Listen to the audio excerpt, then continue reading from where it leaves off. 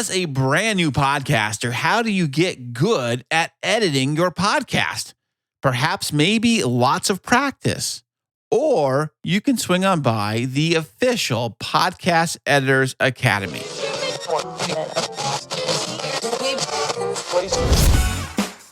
Sound matters.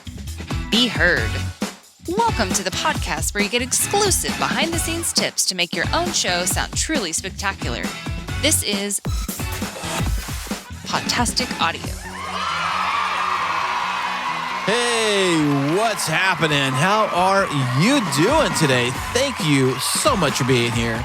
I am Chris, and this is Podtastic Audio, the show which I have designed and created to help you, make an amazing podcast of your very own for your audience. But hey, you can podcast about whatever you want, however you want to do it. It's your show. You can go ahead and be the captain of your own podcast ship. Sail on, sail away, however you want to do it. And if you are tuning in to the very last episode to this episode, which is episode number 152, I went over the ways that I create podcasts for others with my very simple editing services. On that episode, I break it all down from how I physically schedule a recording session for my clients, to how I physically record, to how I make sure their audio sounds amazing, to what software I use to physically edit the show, and then what I do when it's all said and done, send it out to their media host so that everybody can listen to it on their podcast player of choice. But speaking of podcast editing, today I am joined by a fantastic guest. I have Steve Stewart, who runs the official Podcast Editors Academy. What? Which creates some of the best podcast editors anywhere in the world. So please enjoy my conversation with the legendary Steve Stewart of Podcast Editors Academy. Podcast Editor Academy. Yep, for anybody who wants to learn how to become an editor by trade. Now, we're talking podcast editing, video editing, YouTube editing, all editing, or just specifically with podcasting? Well, it's audio or video, but specifically for someone who has a show. It could be a YouTube channel, but we don't focus on that. So if somebody wants to learn how to edit video, we have tutorials and stuff like that too. But it's really, the focus is creating a business that serves a podcaster, whether they're doing audio, video, or both. My go-to software, the software that I have learned how to use any of the stuff on, was Audacity. I hear that you are familiar with that program too. Yes. In fact, as we're recording right now, it's the day after Audacity's 24th birthday. Happy birthday, Audacity. Nice. I was using it shortly after it was released. I didn't realize it was a new program. I was using something else to convert vinyl records onto, using the sound card in a computer, and you'd record it that way. And Audacity was a way to record it, and then it'd burn it onto a CD so I could DJ with CDs later. You didn't carry as much records around if you did that. So I was using Audacity way back, even before podcasting existed. Nice. So was Audacity really formed to be like this music maker editor, or did you even consider using it for like vocal work? I don't consider it a music maker. I do consider it can create sounds like, tones and things like that. But as far as, creating music, something like GarageBand is really built for that. But Audacity is an audio editor to its core. So you can throw any audio into it. It can record audio as well from, outside sources that you port into your computer. But it was always an audio editor, audio production machine. It just couldn't help you create the sounds as much as it is just to record it, manipulate it, make it sound better, and then export it, of course. That was one of the first things I found when I first discovered Audacity. I started throwing samples in there, whether it's my voice or music that I found or something. I threw it in there. And then I was like, wait a second, I can adjust things, I can fade things, I can move things around.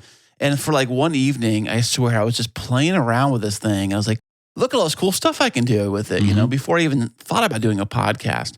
And I know a lot of podcasters use Audacity to create their show. I do it myself, and it's probably quite an easy tool. I mean, I think it's easy to learn on, and it's free, which is always the best selling point of any product, really. I find it very powerful, at least now. have you really tinkered with a lot of the real-time effects that Audacity has with the new updates?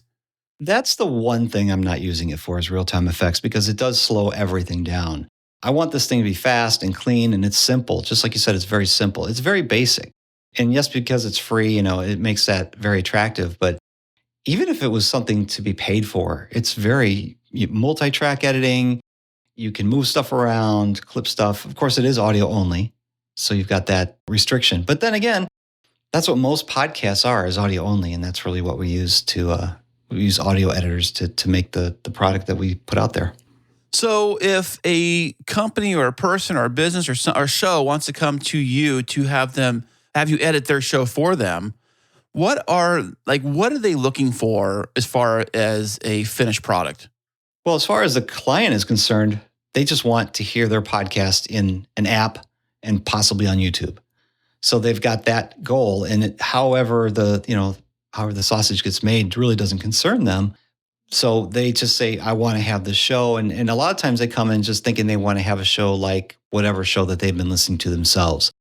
The majority of my clients come from a niche kind of community of people who create content around the subject of money. They have, the people around them who do the same thing. And it's not going to be an NPR style narration type audio fiction, or an audiobook type of thing. It's going to be, they want to come back and do their quote unquote radio show on the internet, interview people or whatever. And the primary reason for them to do the show usually is not to make money, but to expand their brand and their reach to their audience. And from that extension is where they're going to make their money. So how do you take that idea, that concept from the client and weave it into a edited podcast? We sit down for a good time and we talk about how they want their show to sound. And sometimes they give me examples of shows that already exist. But for the most part, the format of shows are very similar. You have an introduction, you might have some music, you have an interview, you might have a break in the middle, you have your closing at the end with some music as well. And I try to enhance it with any of those types of elements that make it sound more than just a chit-chat type of program. So the music, the transitions, some shows need some sound effects here and there. Try not to be corny, but sometimes, you throw in a little sound effect, it wakes the listener up again. Sometimes people are just listening in the background and then you put in a ding or something. Yeah, it gets their attention. So once we have that conversation about how they want their show to sound, then we put it together, obviously, the way they want it. But it's usually a very simple format. And then if we come up with ideas in the midst of, production, it could be a dozen or, 10 dozen episodes down the road, then we can manipulate it and change it a little bit and make it a little more engaging for a listener. Right, because I do a little editing myself on the side and pretty much give me the freedom to do whatever I want with their show. I mean, they trust me to take care of it and not really kind of screw it up. And I always edit things in the best interest of the show and the flow of the show. And I make sure they sound the absolute best they can and that they don't sound dumb, I guess, really, and that kind of thing. So when it comes to like editing out parts or sections and things of that sort, I always kind of wonder if a client of yours gave you audio and you listened to it and you said that thing they said doesn't sound like it makes sense to the style of the show, or at least the episode of the show, and you accidentally cut it out because you think you don't need it, and they come back to you and say, "Why'd you cut that out?" Does that ever happen? Only once or twice has it ever happened where I had to put something back in, where it was a inside joke, or most of the time I'm not cutting out content. That's what we're talking about here is content editing. Right. Most of the time I'm enhancing the audio sound, cleanup, and then of course editing out all the obstructions of what I call the crap. Crutches, repeats, accidents, and pregnant pauses. Those are the things that I'm really focused on doing for my client. Now, if it comes to a decision on what stays in or comes out, then I can have a conversation with my client. And that's really there's the three types of editing if you're looking at that type of a service. You've got the people, I'm going to call them the Fiverr editors. You're hired to do a job. You're pretty much just doing that task. You're not going to go above and beyond to do coaching or get feedback or even suggest, hey, this would make it better. Although some Fiverr editors do, so I don't want to besmirch a Fiverr editor. Then you've got the people who are like me, who we kind of know what they want, and that's good. And especially since I work with this niche of people, I kind of know what their goals are and what their methods are, and I have a sense for who they are because I was one of them. But then you've got the people who are the content editors, which I bow down in front of them because now Yeah. they're taking more of a producer role, or even a manager role. They're making content decisions on what goes, what stays. And I'm not doing that. That's what my clients they don't pay me for that type of editing. Although, again, if we do come up with something saying, hey, that was kind of weird, a little bit, somebody could take that the wrong way, or I think they misspoke. They said they don't do that, but they do that. Oh, right. Those Yeah. things. But I don't necessarily listen close enough or know that the guest that they're speaking to enough to be able to make those judgment decisions without reflecting an opinion from them first. Right. That's the same thing with me, is that like I don't know all the acronyms or what they're talking about that much. So it's like, is that supposed to be a yes or a no? Did they say, like, I don't know. So a lot of that stuff, yeah, I kind of just leave in. But the obvious stuff is like, if they misstepped a word like 15 times in a row and stuttered it, I try to chop the other ones out and leave the good one, and kind of, so it sounds very natural. Mm-hmm. So I basically edit to make sure the show sounds natural, as if it wasn't ever edited at all. Oh, absolutely. I mean, I think 99.9% of the time, here's the sign of a good editor. You never knew they were there. If you're listening to an edited podcast and you never knew it was edited, then whoever did the editing did a fantastic job. That's the key, is to make it sound like it's natural. Of course, there's exceptions to the rule. Narrated shows, it's different. Of course.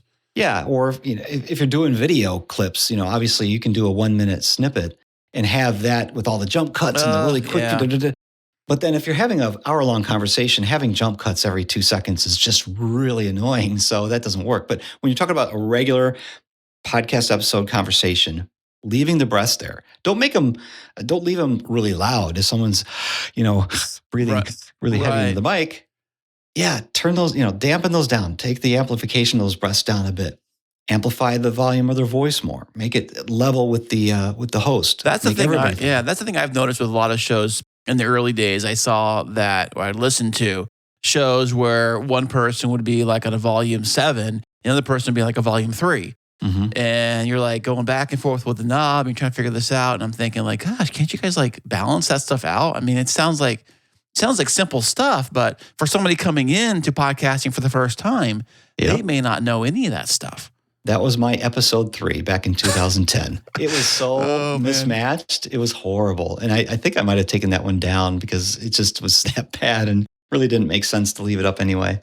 So if you are a new podcaster coming in and you're going to obviously try to edit your own show and use Audacity because it's free, what are some basic, simple tips that you can give somebody that's brand new to figure out how to use this stuff? I mean, let's make something decent. Yeah, well, first of all, I'm not picking Audacity because it's free. Because there's an excellent editor out there for $12 a month. And it's called Descript. And you can edit text like a Word document. Amazing. And has all these built-in features. But Audacity is a lot simpler. And you don't have to worry about internet connections. You don't have to worry about lag, all this stuff. So some of the tricks that I use that you've got, there's 2 things you want when you're editing. You want to do it better or you want to do it faster. As a podcast editor, I need to be doing both. As someone who's starting out, you really need to kind of focus on one or the other to get used to it. A couple of shortcuts you can use to edit faster is create your own keyboard shortcuts. There are already defaults inside of Audacity. If you want to create a keyboard shortcut for me, I use Amplify a lot. So I'll hit A for Amplify. Now, I don't think the default for Amplify is the letter A on the keyboard, but I changed it to be that for me because I'm using my left hand as much as I can for keyboard shortcuts, so my right hand never leaves the mouse because that will slow you down. Nice. If you're looking at your keyboard for a letter on the right-hand side of your keyboard, you're taking your eyes off the screen. And these seconds add up. So keyboard shortcuts, everything to your left on the keyboard with your left hand is great. And then your mouse is still on your right. And I even have here's another hot take, I guess you'd call it, is I've got one of those gaming mouse. Those have like multiple buttons on them or something, right? Yep. I think it's got 2. It's got 12 numbers on the left-hand side where your thumb goes usually.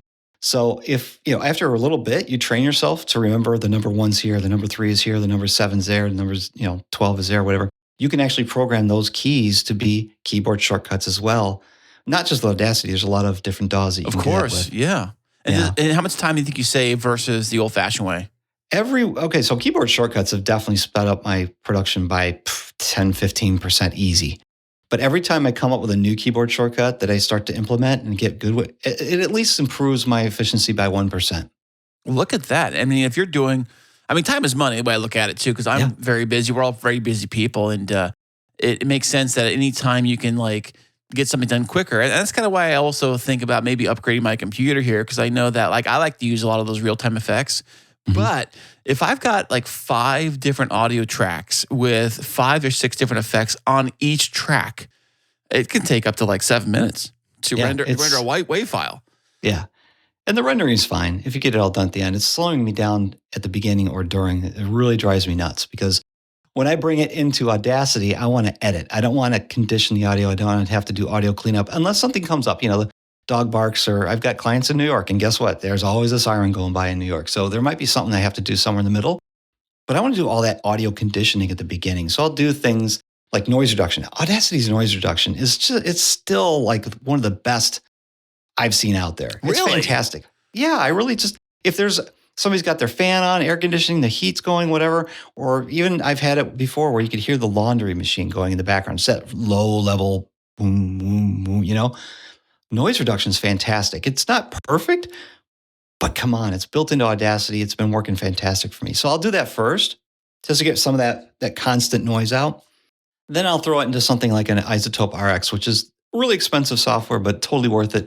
For like mouth declicks, those drive me crazy. Yeah. Breath sounds, de-essing. And if I can condition a recording like that first, then I can bring those tracks into Audacity as a multi-track session and edit to my heart's delight, which I love doing anyway.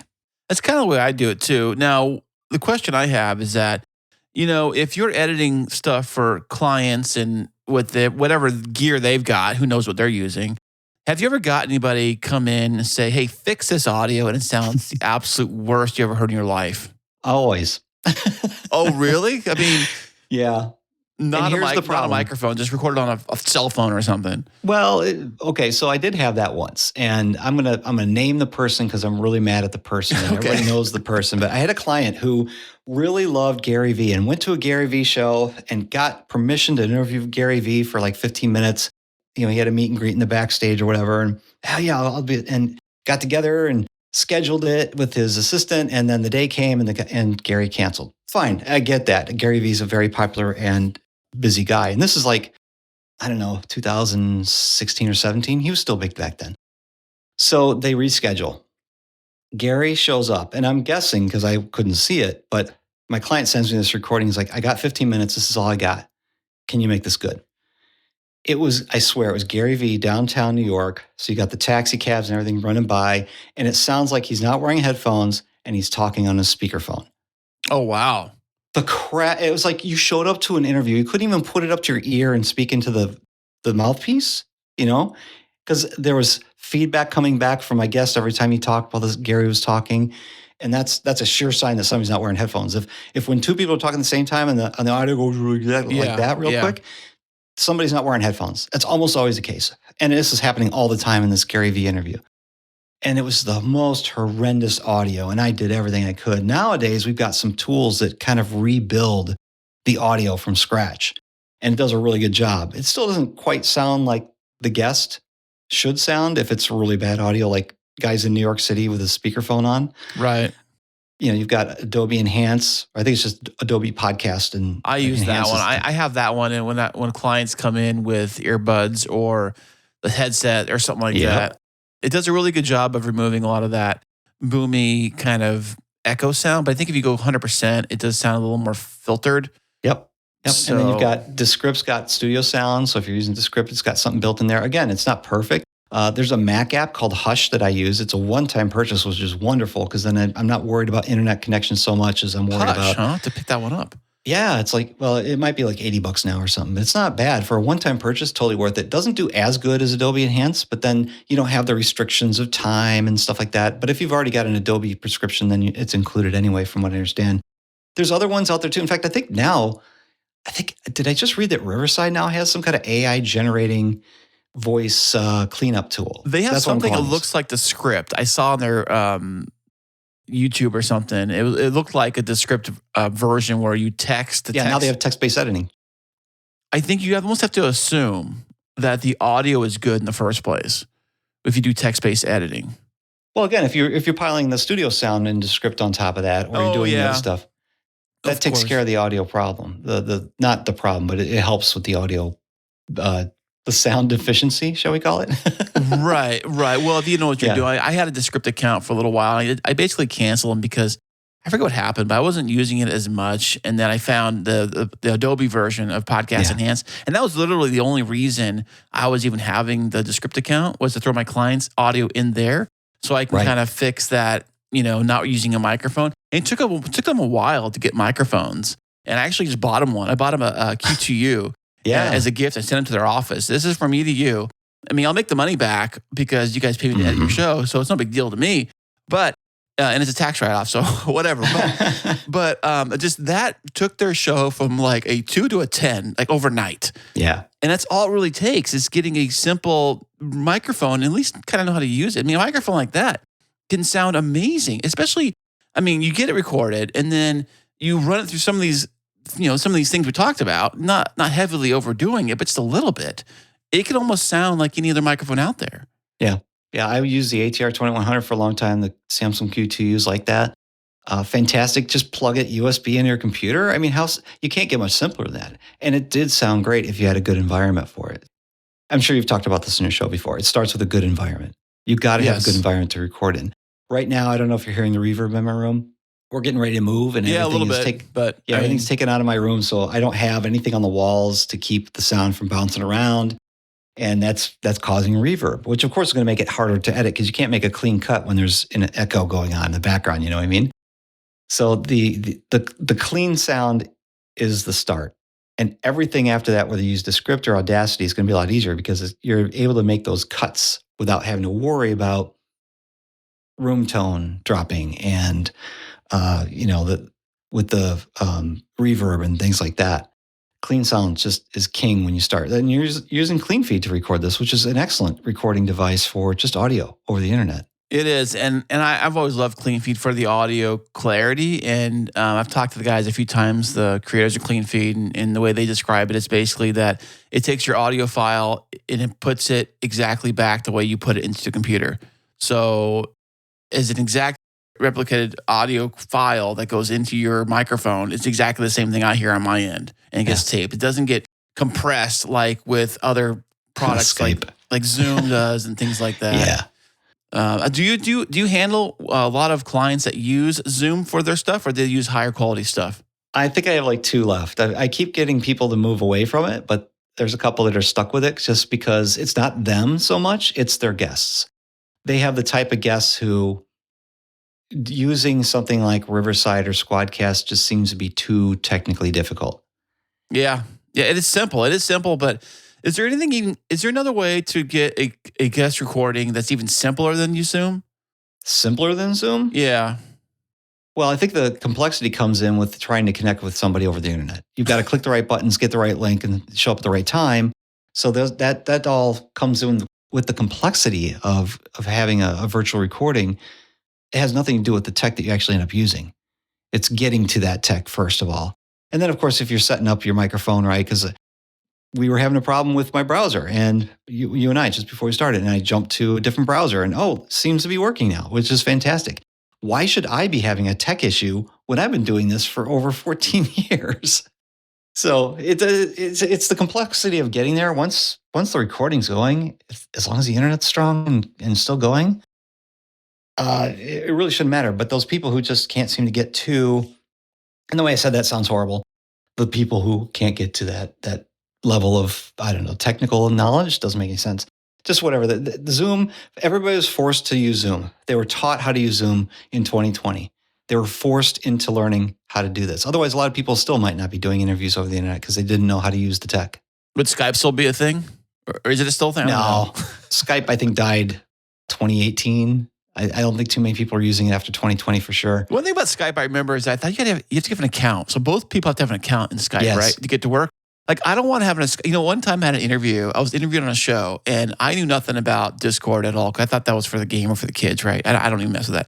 So the guy sends me the Discord, something about Discord, and he says, "Did you already log into Discord?" It was like months before the interview, and I'm like, "No, the interview is until next month. Why would I log into it?" And so the day I go to log in the thing, and it says I have to get an account and set up, and what's my account? And I'm like, what is all this nonsense? I just want to click a link and show up. That's all I want to do.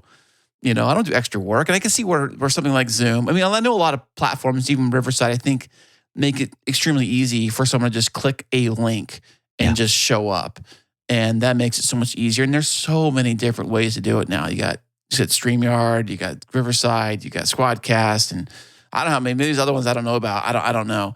But I think also you probably have to know some of the basics of your own equipment before you even kind of get into any of those kind of things. But some people don't know that, and they just come on an iPad with no headphones. Right. And that's the education piece that we have to do as podcasters before they ever connect with us, whether we're doing a pre-interview or getting on live. But do you think that if a podcast host is interviewing a celebrity, let's just call him a celebrity, does that like Gary Vee? Yeah, exactly. Is it okay though for them to let? No, it's never okay to have bad audio, but do you let some stuff slide if it's a celebrity? Well, look, content is king. So if you're getting the content, then it doesn't. You're going to use whatever you can get. If you've got 15 minutes with the president of the United States, you're not going to turn him down because he's not wearing headphones. You're going to show up and you're going to get the audio as many different ways as you can because you want to have that backup and you don't want to miss it. Whether he's on his, or she, could be she, whether they have their headphones on or talking through their speakerphone like Gary Vee, it doesn't matter. You're trying to get the content. You're talking with the president of the United States. People are going to tune into your show because you talked to the United States president for 15 minutes. So is there ever a time? Yes, absolutely. Just like I told you, my client got the 15 minutes he wanted. It wasn't the greatest audio quality. In fact, it was horrible. But we still released it because it was Gary Vee. Got you. Now, did he send you an MP3 or a WAV file when he got that? Oh, gosh. Chris, I'm sorry. I don't remember. It was 2016. Okay. It was so long ago. Well, okay. So if a client sends you a file and it is only an MP3 file and it's only a mixed mono MP3 file of a conversation, what do you do with that? Are you talking about all the speakers are on the same track? Correct. And it's only an MP3 file. What do you do? I yell at them first. No, I'm kidding. Because really, I can't think of anything right now that records only single track, like all the voices on the same track, unless you're in the same room and you're recording on the same device.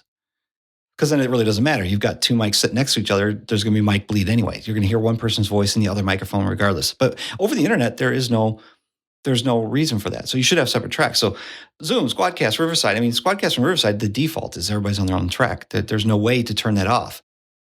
Zoom, there is. So you don't want the default. You want to split those in separate tracks. But if I get one of those, obviously something happened. Something happened where they changed computers, they rebooted, they reformatted their drive or whatever, and they send the information how to set it up for the next time. But we have the recording. We have to use it. Unless they really think it was a bad recording, then why are they sending it to me anyway? That recording is going to be used. So we do the best we can. Although now, I haven't tried this yet, but I heard about this. It was late 2023 or early 2024, where Hindenburg will now separate. You've got all the voices on the same track. It will separate those into separate tracks now. No way. Yeah, I haven't seen it in action. I should play with it because it sounds really incredible. I don't know exactly what that means and how that works. Do you think it's AI? Some kind like AI hears one voice and then puts it over here. Be. Yeah, it's kind of because now you can because like when I drop my finished MP3 track, which is obviously everybody in one track, into some of these AI stuff, it'll tell you speaker A, speaker B, and it knows the difference and it does a transcript based on that.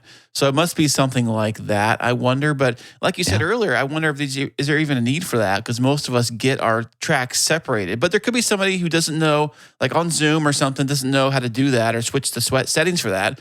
So they just record everything in a single track. I'm sure it happens a lot.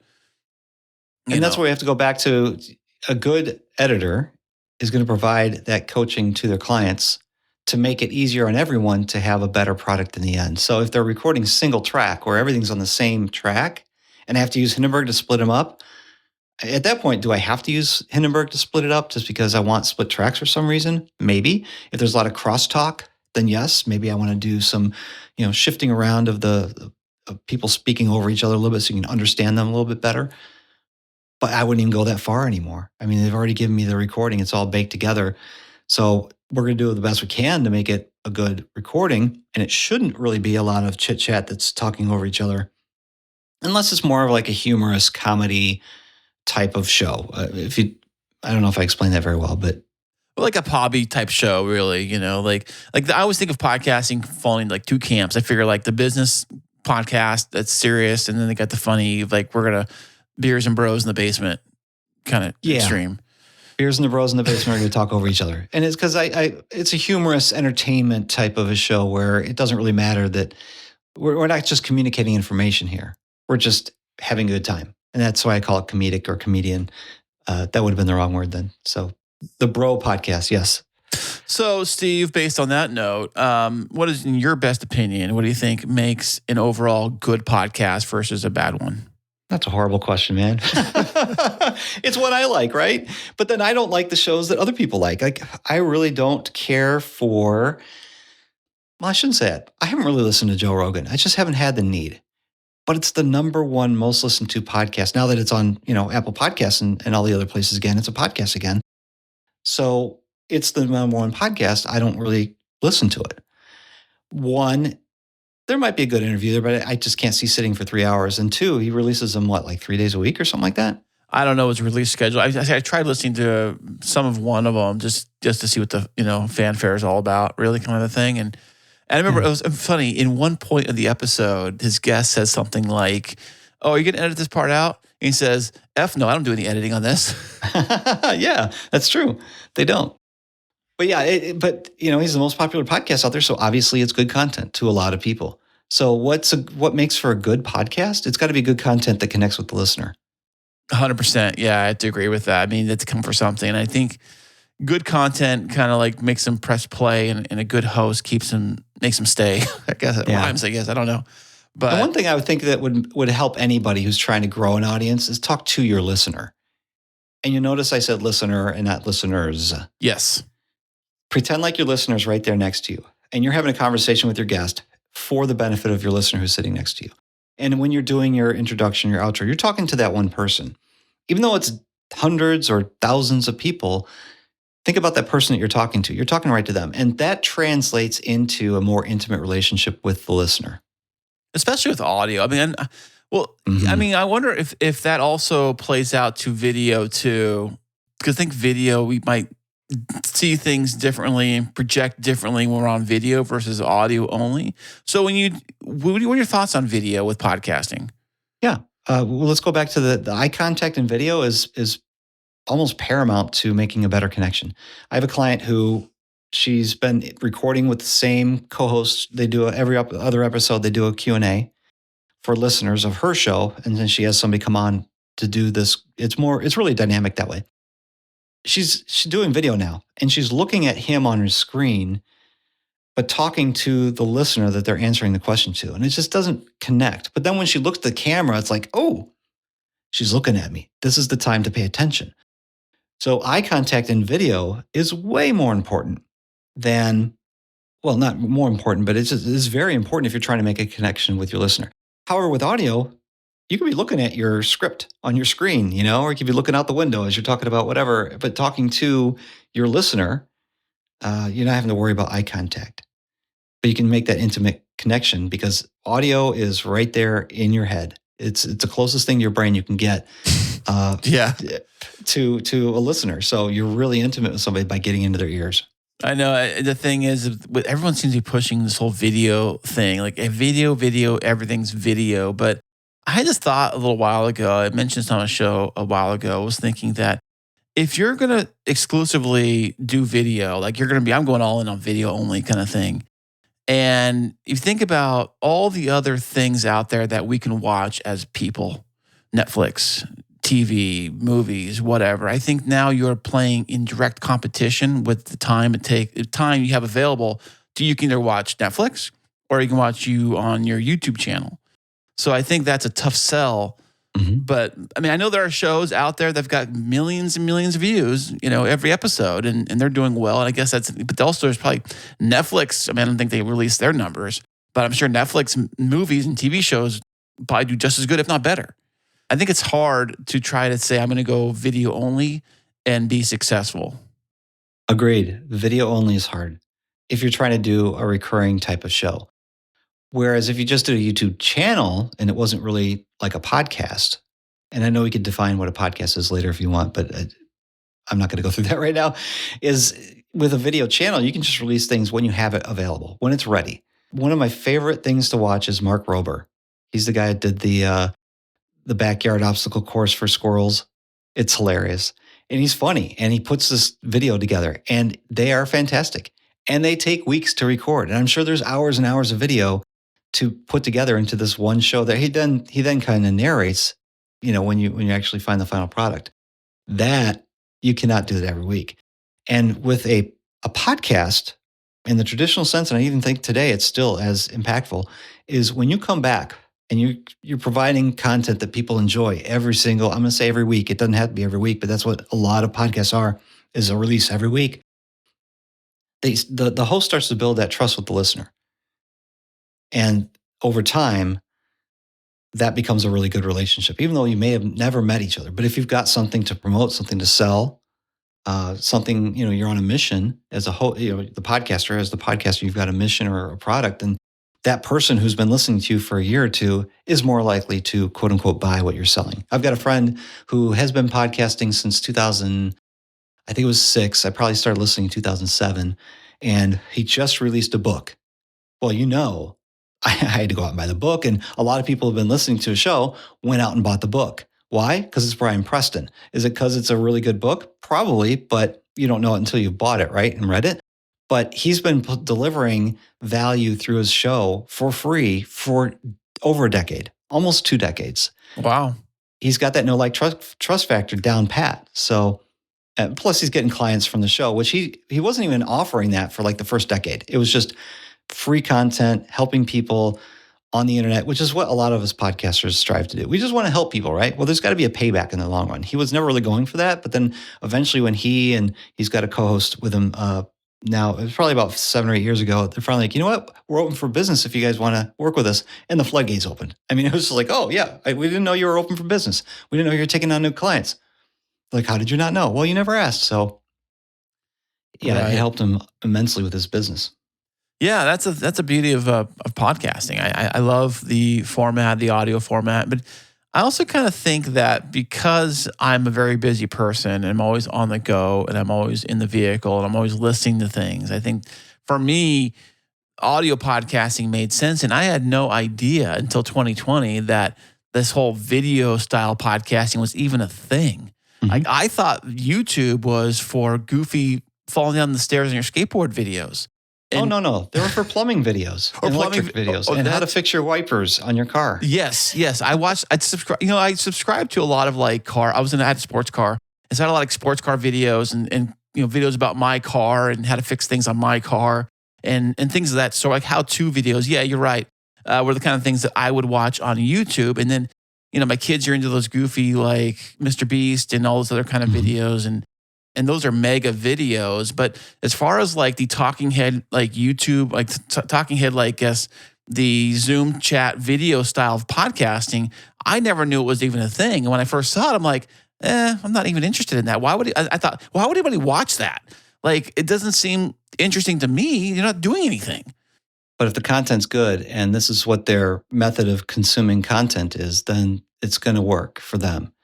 I poop on video a lot. And I shouldn't, because I do believe that having a presence on YouTube is going to help you grow your audience. I don't think it's going to give you the audience size that you want. Not for the cost that it's going to take to get there.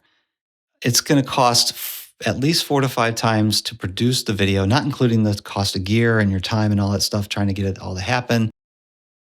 And the impact is not going to be, 4x. Your audience of audio. I have not seen that with my clients who are doing a lot more on video now. So let's say you've got, I don't know, we'll just use a big round number, $100,000 listeners, and then you go video. Okay, maybe you increase that audience by what, 5%, 10% because you put it on YouTube? They would have never found you if you were never on YouTube, so you got to think of that. But now they're spending 5x what they were spending on production to get that extra 10%. Does that make sense? There's no ROI. Well, here we can go into the finance side of my background. Okay. There's a compounding effect. And if you look at YouTube a decade ago versus YouTube today, huge difference. Everybody's on YouTube because there's no barrier to entry. Same with podcasting. But now, I mean, you get your product on YouTube and that's what everybody's watching. Everybody's watching YouTube videos. Even podcasters who say, a video is not a video podcast, they're watching YouTube too. It may not be a video podcast, but they're watching YouTube, right? That's the platform people are going to. So we can't say that YouTube's bad for podcasting, although there is some problems there. And I'll argue that too. I'll say there's problems here. YouTube, people calling their shows a podcast. It's only on YouTube. Nope. If it's only on YouTube, it's not a podcast. It's not possible to be a podcast if it's only on YouTube. Because my definition of a podcast is it needs to be in more than one place. It needs to be more than one recording, obviously. I need to be able to listen to it or watch it without Wi-Fi, without a constant stream on Wi-Fi. So if I'm on an airplane, I can't watch YouTube unless I'm paying for some kind of Wi-Fi on the airplane. So there's a lot of things in there that something that's only on YouTube is not a podcast. But that doesn't mean that you shouldn't be on YouTube. And you shouldn't try to get another viewer or listener to your show from YouTube. You might put up YouTube shorts. You might be doing some extra content that's YouTube only. You can't do a lot of visual demonstration in an audio podcast. That's true. Hey, look at this. Yeah. That's a downside to audio podcasts. If you're trying to describe okay, here's how I'm taking out the engine of my car and this bolt here, that bolt there. You can't see it. So I guess you can describe things best you can. But one thing that I like about YouTube is that when I had the show with my wife, we did the Chris and Christine show, and we put it up on YouTube as the static image, the automatic RSS integration thing. And I was asking my mom because she listened to our show, and I was saying, she'll listen to your episode. I said, that's great. I just had a curiosity. I know you have an iPhone. Are you using the Apple podcast app? Because they just changed the thing where you can see the logo, the artwork and stuff. And she's like, no, I just watch it on YouTube. And I'm like, oh, she's like, it's just easy. She already watches YouTube for other things. It's already there. It's like, no matter what platform you have, no matter what kind of device you have, no matter where you are, other than you need Wi-Fi 5, of course, to watch it and stream it. But it's a very simple way to get somebody to at least press play on your content. So I look at it for that purpose. And at the end of the day, does it really matter where your listener listened to your show, as long as they listened to it? Or watched it.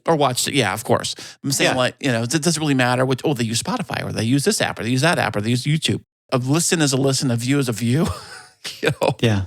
But the content still has to be good. And there's a visual content that has to be, it's visual content is different than audio content. Because if you have just two talking heads side by side for an hour on the screen, you're going to wander. You're going to get distracted by a notification on your phone or something that happened outside, the squirrels jumping from tree to tree, whatever. You're probably going to wander from watching. Are you going to stick with listening intently to a YouTube video as that kind of video that's, there's no production value there? Are you going to listen to that or pay more attention to it than if you were, mowing along with your headphones on, listening to an audio podcast? That's what I do. If I'm doing yard work, if I'm doing housework, I've got the headphones on to consume content that I want to consume. And it's not when I'm, trying to pay attention to something else. So the visual content is different, and it needs to be different to keep people's attention. That's why you see jump cuts in videos so much. Yeah, I think, what is the retention rate on a YouTube video? How many seconds or minutes do you have to keep them hooked? Well, I've got a client who wants me to do this to mimic what one of her peers is doing. The first minute is just bam, bam, bam, bam, bam, bam, bam. I agree with that. But then again, I was watching this one example that she was pointing me to. It was this fantastic beginning. It was showing screenshots and snippets of the guest and hey, we're going to be talking about this. Da, da, da, da, da. And then the interview started. And the host said, hey, welcome to the show. Oh, thanks for having me. And it was like the most boring car brake hitting the wall type of thing that I was like, what just happened? I just hit the wall. Where was the energy in this? It totally didn't match. So how long is good. I don't know, but you got to keep their attention throughout, and I believe, and I could be wrong, but for me, I like shorter YouTube videos than longer ones. If I see a video is going to be 30 minutes or longer, I got to think twice about watching it. On YouTube, if you see that video on your screen, what do you see on the column to the right of that screen? Other suggestions of things that might look even better. So you're just like, okay, I clicked on this one, but this one looks better. Let me click on that one.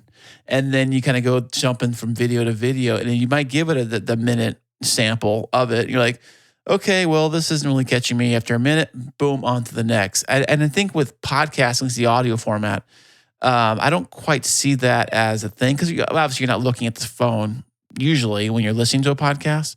So you don't have that option to really jump from random video or random show to random show like you can on YouTube. That's probably why I think the retention rate is so low on a YouTube video, versus something like an audio podcast.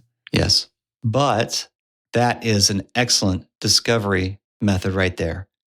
And that is the reason why people need to be, I said need, I shouldn't say need. That's why I believe people would benefit from putting their content on YouTube. Is it good enough to keep people's attention? Is that their goal? Is you want them to listen to the full 40-minute interview? Or are you trying to get exposure to your show to get new audience interested in your content? I see YouTube as more like a social platform. Yeah, me too. Yeah. It's really more just being in front of people, not for a very long period of time. We're not getting involved in, watching an hour-long video on Facebook. Who does that? Well, we do it on Netflix. We do it on our big screen TVs. We do it with what's the other ones? Hulu and stuff like that. So there's a time and place to be consumed by an hour-long piece of content, or even half an hour. YouTube doesn't feel that way unless this is really something you can't get anywhere else. This is really engaging, really interesting. And I'll watch Mark Rober for 30 minutes straight because he puts the production value in it. It's really good. But two talking heads side by side, I'll listen to it and I'll get distracted from it as well. Well, do you think it's in their best interest, speaking of editing, to chop that into like 3 segments and then put those separate pieces on YouTube as their own little piece? Well, if you're just chopping up one big interview into 3 pieces, there's got to be a reason for it. If it's segmented, yes. If it's just the conversation like ours, we have not really stuck to any one point for a while in this conversation. It wouldn't make sense to break it up unless you were to break up when we started talking about video from other pieces of content. But doing video shorts makes complete sense, or making shorter videos from longer content because you're trying to get that exposure to the show. And that totally makes sense. Of course, it takes a lot more money and time to produce video than audio. Oh, speaking of producing. So Steve, let's talk a little about your actual production, your school, your coaching, all of your good things you do. Where can people sign up for it, and what do you get out of it?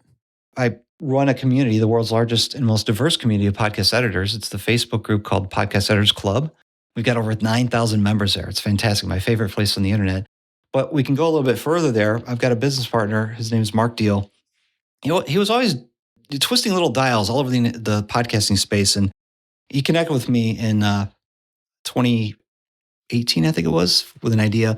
And in 2019, we seriously talked about having a conference for editors. And we did that. And it was May 6th of 2020 in Orlando, the week before the world shut down. But we got it. We had it. It was fantastic. Podcast editors from all over the United States. And we even had a guy from Spain come out. And he did a fantastic session. We got the recordings and we launched the Podcast Editor Academy, where I can teach people how to start a small business serving podcasters as an editor, producer type thing. And that's at podcasteditoracademy.com. And I'm actually starting, we've been doing these 4-week sessions, in-depth lessons from experts in the field. In April, we had somebody talking about sound design. In May, we had Alex Sanfilippo from Podmatch talk about booking guests for our clients. And then in June of 2024, I'll be teaching, it was my Audacity workshop, but it's really how to edit audio. And it's a 1 hour for 4 weeks type of intensive training on how to edit audio. Fantastic. That's great stuff, man. Because I think that people don't seem to realize that you can make decent money from being a podcast editor, even if you do it on the side. Mm-hmm. That's what I do. It's better than flipping burgers. And I think it's also better than trying to ask for a sponsorship or an ad in your show or a dynamic ad in your show where you might only make a few bucks. Yeah. If you're lucky, So, I would say, like, why push somebody else's junk for 0.5% when you can sell your own products and services, especially your own services, for all the money? Yep. It's a no-brainer. But I know other people, they think that their show is the thing for sale. Right. I did that too. I had that problem. I thought the podcast was the product. And it was really there so I had a podcast. I don't think we talked about this podcast from 2010 to 2015. I retired in 2015, right before I became an editor for other people. And it was just a weird coincidence. But it wasn't doing what it was supposed to do. I was sitting there thinking, why aren't people calling me? Why for coaching, financial coaching? And I think it's because I was working so hard to make the podcast the product, and there wasn't really a strong call to action to contact. I mean, there was a call to action. It just wasn't very strong. I believe podcasts are an excellent way to compete with the big guys, to sell yourself, your own products, your own services, things that you can offer people. And the podcast isn't the product itself. That's fascinating. I know more people need to really hear that, because they think their, buds and bros drinking show in the basement is the thing that is the draw that people are going to buy into. But is it really? Probably not. I hate to break your heart, but But Steve, this has been fantastic. I really appreciate you stopping by today and giving me your time talking all about podcasting and editing. And I really appreciate it, man. Hey, it's my pleasure. Hey, one last time, where can everybody find you on your website? What's your website again? Let's go to podcasteditoracademy.com, and that's the best place to find all the stuff that I can help people with if they're looking to learn how to edit or learn how to be an editor. Perfect. I'll put the link to that in the show notes of this episode. Steve, thank you once again, and you have yourself a wonderful rest of your day, man. Thanks, Chris. You too. That was amazing. How fantastic was Steve coming on the show today? It was awesome. We learned so much today, all about podcasting, podcast editing, what makes a good podcast, what not to do with bad audio or audio in general. So amazing. Such great words of wisdom. This has been a great experience. If you also enjoyed this episode, please let us know. You know what you can do is you can tag us in a post on social media, tag us both, and tell us why you love this episode. That'd be great. And if you stick around for the very next episode, I have an amazing treat. We're going to talk all about YouTube. I know this is an audio podcast, but for the very first time, I'm going to be stepping out of my audio element to get right in front of the video camera and have a conversation with an amazing YouTuber. Now, I do not want to spoil the surprise for you, but I will let you know who this person is, and they are very big in the tech, video, and podcasting space. So if you have not already, please hit subscribe or follow wherever you are listening to this show right now. And that way you will not miss the amazing episode which is coming up next for you. And until then, happy podcasting.